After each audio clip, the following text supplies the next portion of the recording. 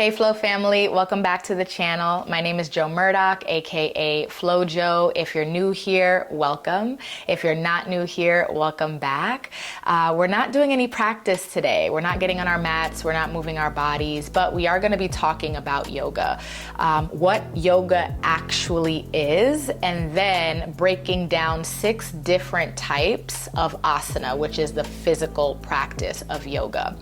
Why am I making this video? Well, I have a lot of folks who see my Instagram, see my YouTube, and they're like, I can't do yoga based on what they see in my body, with my capabilities and things of that nature. So I figured, you know, most people don't know what they don't know. And so I'm gonna make a video so that I can clarify that I teach many different types of yoga, right? And what you may see on my Instagram or predominantly here on my YouTube is not necessarily the only type of yoga that exists or that I teach. So we're gonna go through what yoga is. We're gonna go through 6 different types of asana, which is the physical movement, the physical pillar of yoga, so that y'all can get a better idea and a better understanding. It truly breaks my heart when folks try a yoga class and they hate it and they never go back. That's completely valid. But I really believe if it's because you're just taking the wrong type of yoga. And if you don't know what you don't know, you hear yoga, you go take a class, it does not serve you, so why the heck would you come back? I understand that. So let's get some clarity. Let's talk about it, let's break it down, and hopefully it empowers you to look for the yoga classes available, the teachers available that teach the yoga that serves your body, because you know my mission is to get everybody moving. It's to make sure that we're using our bodies. It's to make sure that we're really tapping into our breath and the connection of those. So get your tea, get your coffee, get comfortable, and let's talk. Okay, let's just start with a collective breath in and a collective breath out. You can bring your feet to the ground if that's available, palms down on your knees or thighs. Drop your shoulders. Maybe close your eyes if your space allows it and that feels safe. Take an exhale when you're ready.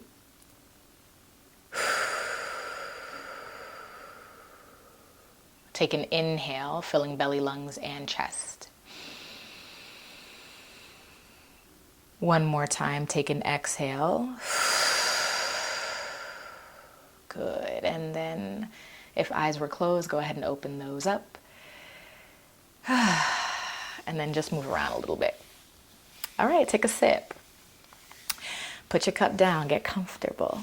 Okay, so when we say and use the word yoga, we're talking about 3 things, okay? We're talking about breath work, aka pranayama. We're talking about mindfulness, aka meditation. And we're talking about the physical practice, aka asana. All right? So if someone says to you they practice yoga, it does not necessarily mean they are on a yoga mat doing down dogs, doing inversions, doing half splits, forward folds, warrior 1, 2, or 3. It doesn't necessarily mean that. They could be practicing meditation. They could be practicing breath work. So I just want to name that and I want to put that out there. Yoga is pranayama, breath work, mindfulness, meditation, and physical practice, asana. I am certified in all 3. So we can do a full class on breath work, we can do a full class on meditation, we can also do a full class on the physical practice, which is mainly what I do here on my YouTube channel. Let's just focus on the physical practice, the asana. Now, there are many different forms of physical yoga, physical asana practice.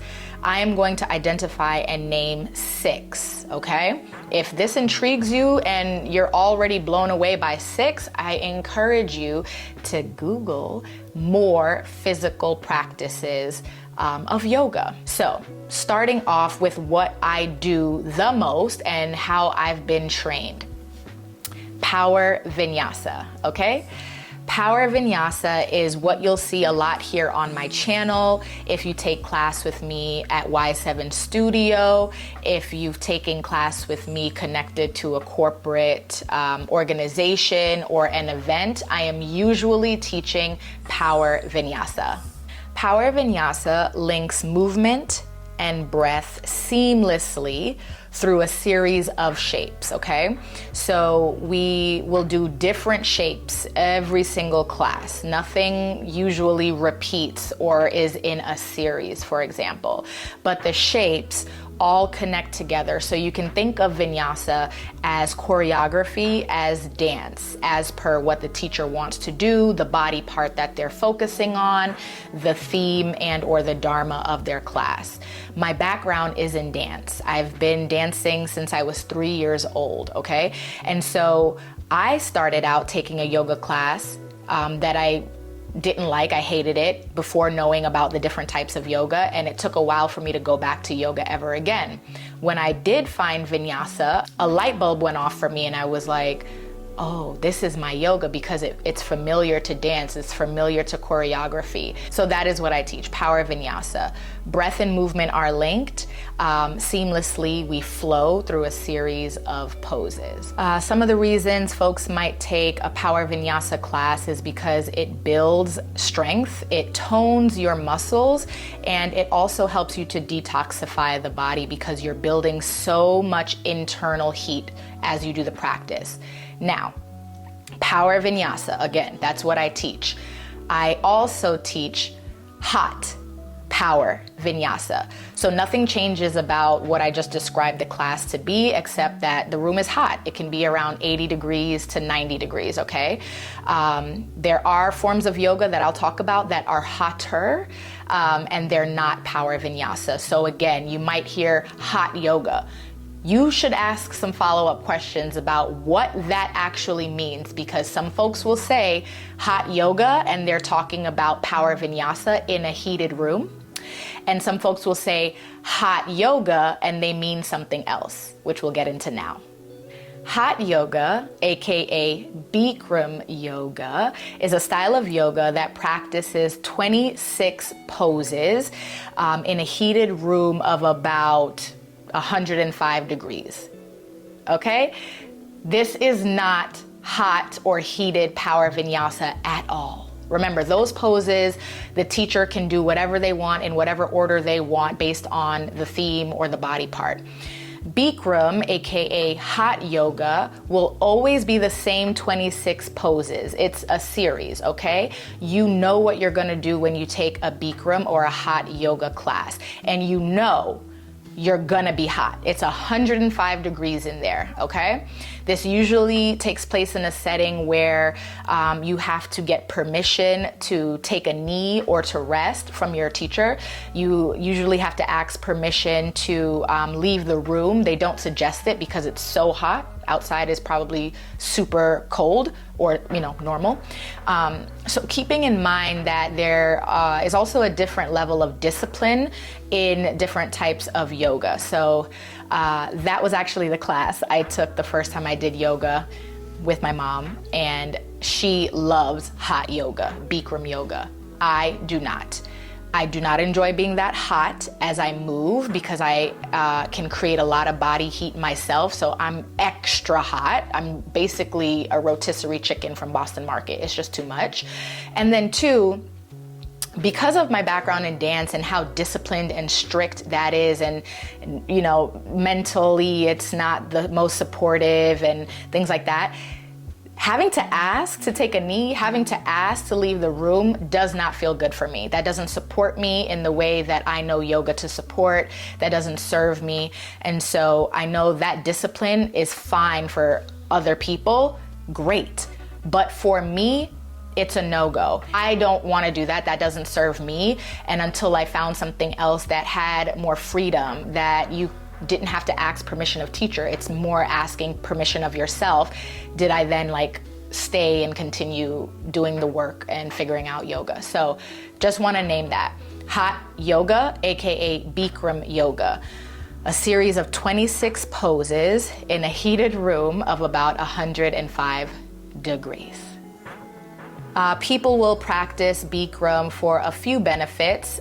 Weight loss, definitely the sweat will help you out there. It's wild. It is very much intense. It helps with circulation. It can also increase your flexibility, okay? All of the yoga I'm going to name is always still top of mind for mindfulness and awareness. I'm just naming some of like the health benefits of these practices. So these aren't the only reasons that people practice Bikram yoga. I'm just naming a few. Next, we'll get into Hatha Yoga. Hatha Yoga is pretty well known and most likely the type of yoga class you would just walk into and kind of stumble into. It focuses on basic poses, breath control, and meditation, okay? So we're not necessarily moving fast with the endurance and maybe the flow of a power vinyasa class. We're not in a heated room like hot yoga or Bikram yoga.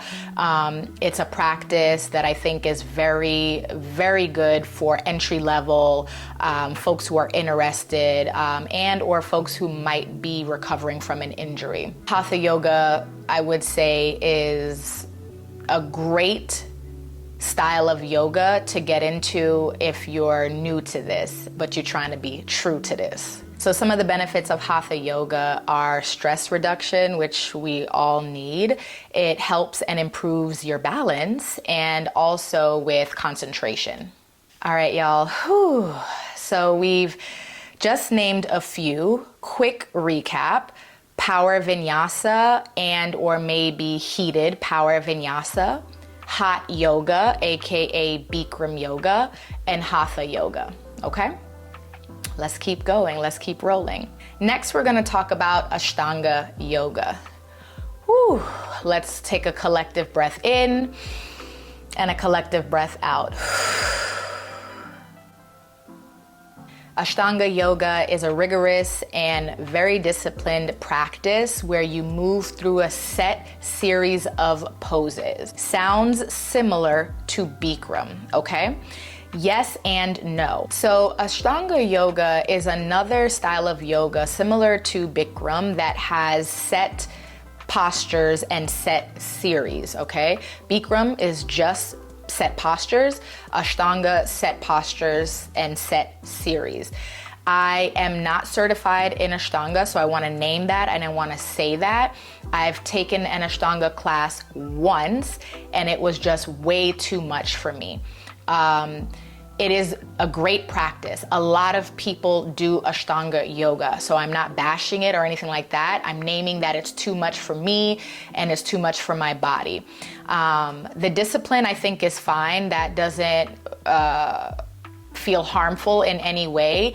It's the actual shapes. And so if you're interested, please Google so you can see, because again, I'm not certified in that. I do not know the correct names. I also do not know the correct shapes. And so when I took that class, a lot of things were very challenging and almost painful. I think if I had proper training, I had maybe an intro to Ashtanga class, I would feel more supported and empowered, but that's not what I did and that's not the class I took, and so it's just a bit too much for me. So yeah, a few reasons why folks might gravitate to and practice Ashtanga Yoga. It promotes deep self-discipline. It detoxifies the body.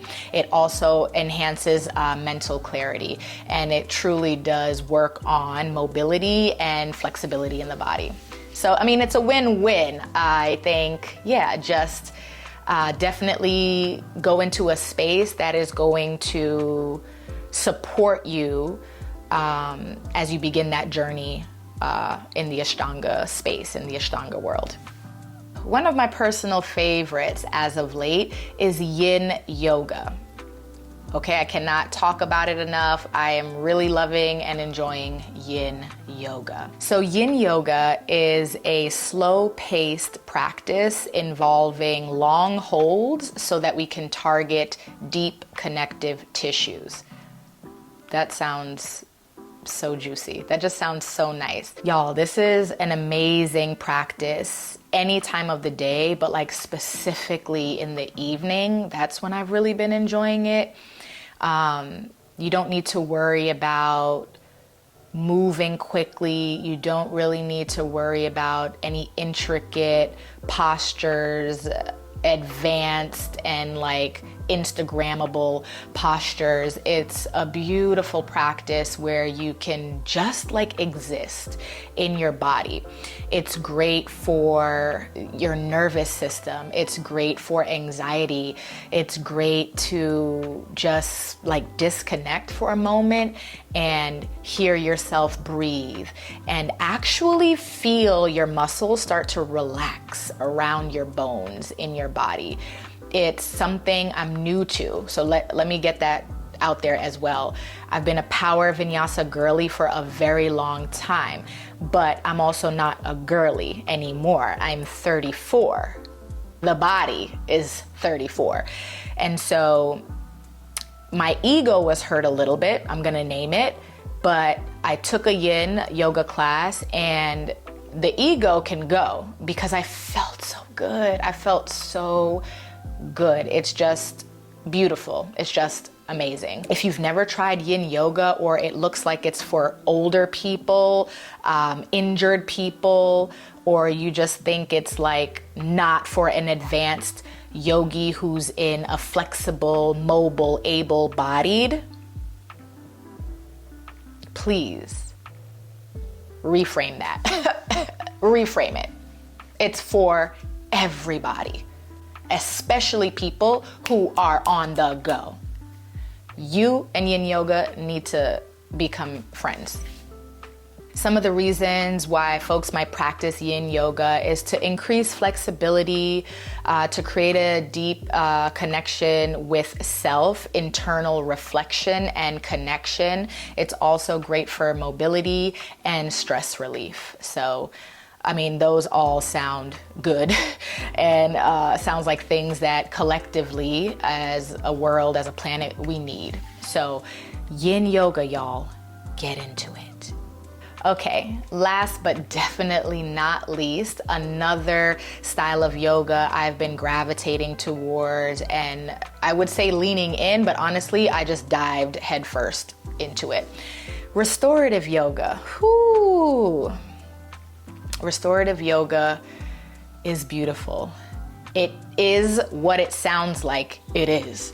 It restores you. It resets you. It rejuvenates you. It's a gift, honestly. Restorative yoga is a slow and very gentle practice that incorporates, I want to say every prop, but that's not true, but props. Sometimes it could be 50,000 props. Sometimes it could be one or two. But it is a gentle practice and slow practice of yoga with props so that you can support the body and rest. What does that mean? Power vinyasa, Hatha, Bikram, Ashtanga, all the ones that we've named, you're supporting yourself with your body, your bones, your muscles, okay? Your core. That is supporting you in the flow.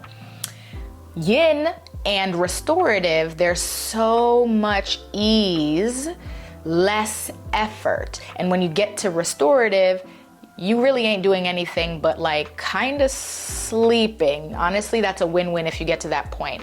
And so because you're in that space of ease and sleep and rest, the props are holding you up and supporting you and helping you to stretch and helping you to kind of just exist. So I want you to think of it as a practice of ease. Restorative yoga is a practice in ease, of ease, to learn ease, to get into a relationship with ease. And instead of you holding yourself up, yoga props hold you up. It's a beautiful, beautiful, beautiful practice. Again, something that you might see and say, oh, you know, that's for like an older folks class. That is, honestly, just take that out of your vocabulary. It's like the worst thing to say ever. Like, that's just for old people. Because one, you're wrong. Ooh, you are wrong. Because let me tell you something right now. Older folks who do restorative, they're laughing at you. They're laughing at you because you are beating that body, you are pushing that body, and it might be capable, gratitude, of doing that, but the body also needs to rest. We cannot be go, go, go all the time. We have to have moments where we rest and thank it and love on it, and that is restorative, okay? Some of the reasons why folks might do restorative yoga is to help them heal. It's a great practice to do if you are healing from anything. Honestly, it is great for stress reduction. It improves and helps with your sleep. That's amazing, right? And it just goes back to the idea of deep introspective work, tapping into self and listening to your needs and your wants, specifically what your body needs and what your body wants. So I'm hoping that by now there's a little bit more clarity around yoga, again, breathwork, pranayama, mindfulness, meditation, physical practice, asana, talking about asana and the physical practice specifically, 6 different types that I've named here. There are more. I hope this brings some clarity, because when you are considering yoga, you're wanting to find a class or you want to find something here on YouTube, just know that if you take one class and you do not like it, that's not the end all be all. Much like, you know, we go around and we try different nail techs, we try different hairdressers and barbers, we try different places to buy clothing. It's the same for yoga. You got to try different styles on to see which one fits. And it's going to fit differently in different times of your life. So as I said, I started out as a power vinyasa girly. I was pushing my body, and it could handle it at that time. As I've grown up and no longer a girly, the yoga has grown up and changed for me. And we're in that yin and restorative stage. I have days where I'm feeling really good. Of course, I'll take a power vinyasa class, but I just know that that's a moment where I maybe want to push myself. It's no longer my norm. Yeah, my norm is that yin, that restorative space. Thank you so much for watching this video. Any more questions, please, please, please leave them in the comments. I answer every single comment that comes through. And I'm hoping now that as you're looking through my library of classes, you're seeing the intermediate advanced vinyasas, you're seeing the slow flows, which is giving yin vibes. There's flow and rest, which is vinyasa and restorative. There are good morning flows. There are a lot of options here now. So instead of looking at my page or someone's page and it's like yoga, I don't like it because it hurts, dive a little deeper and see what kind of yoga it is and make sure that it makes sense for you. Thank you so much for talking with me, chilling with me. My name is Jo Murdock, aka Flowwj0. I can't wait to see you in the next yoga talk video, but until then, take class, be well, and just remember, whatever it is you want, whatever it is you need, it's already yours. You just have to take it. Bye for now.